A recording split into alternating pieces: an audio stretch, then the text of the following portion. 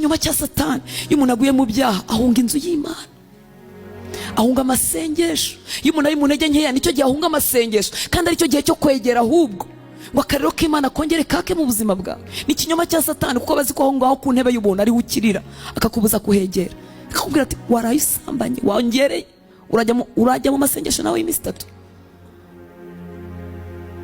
Imana yuzuye imbabazi no kugira neza.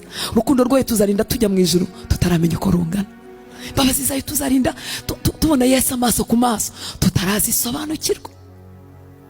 Kandi iyo utangiye gusogongeraho gakeya, biguha imbaraga zo kubasha gukunda abantu n'abadakunditse, biguha imbaraga zo kubabarira abantu bose, kuko ureba mu mbabazi za Yesu akugirira umunsi ku munsi.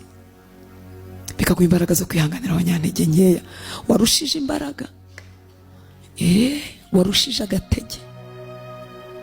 Tumukunda gake kuko niwe wadukunze mbere, na gake tumukunda niwe ukatwigisha. Ariko icyaduha tukirunda umurira muri we, tukarespondinga ku rukundo rwe, tukarwitaba kandi ntitugarukire bugufi.